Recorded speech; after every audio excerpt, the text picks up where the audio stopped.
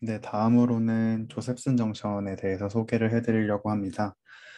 조셉슨 정션은 회로적으로 봤을 때는 앞에서 봤던 인덕터와는 유사한 기능을 수행하지만 비선형적인 인덕터로 알려져 있는데요.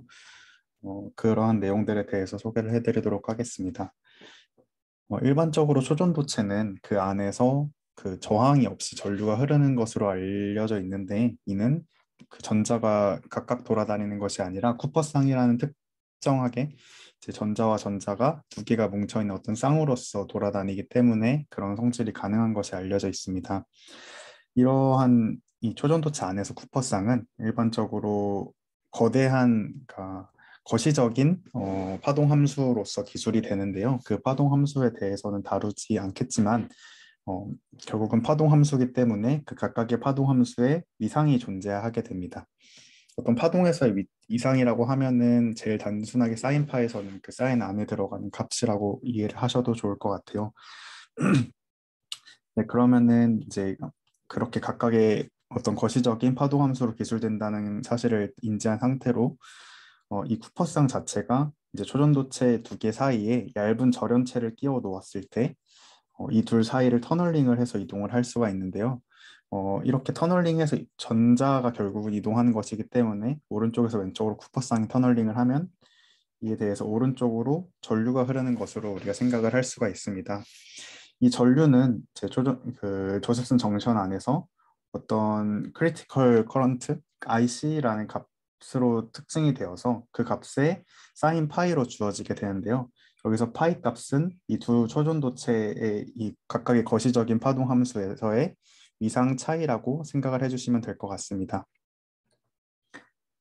네, 그리고 이제 전압 같은 경우에는 그 위상의 차이에 시간 미분으로서 비례하게 주어지게 되는데요. 그래서 다음과 같은 관계가 주어지게 됩니다. 근데 우리가 전압이 어떤 물리량의 시간 미분으로 주어지는 경우를 앞에서도 봤는데 이 바로 위에 있는 패러데이 법칙이 그렇습니다. 그렇기 때문에 우리가 아까 조셉슨 정션이 어떤 비선형적인 인덕터로 볼 수 있다고 했는데 그 이제 맥락에서 얘를 이제 살펴보게 되면은 이제 V를 시간 미분으로 표현하면 이 앞에 있는 E2분의 하반은 상수이기 때문에 시간 미분 안으로 넣어줄 수가 있고 이 전체를 하나의 어떤 플럭스로 생각을 할 수 있게 됩니다.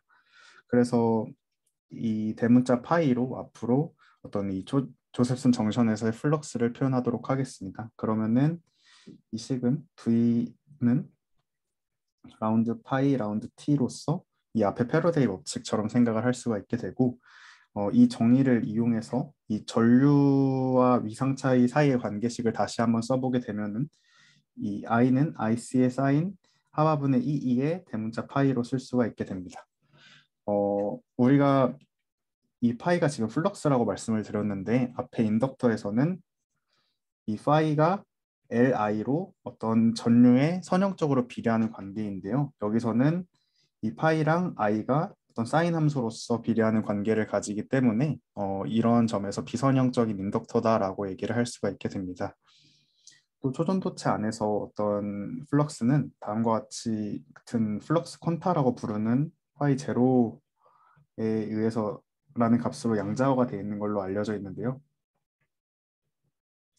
그래서 이 하바분의 이 2를 플럭스 퀀텀으로 표현하게 되면은 하바가 2파이분의 하이기 때문에 이걸 대입해서 다음과 같이 IC의 사인에 2파이의 파이 제로분의 파이 이런 식으로 써줄 수가 있게 됩니다.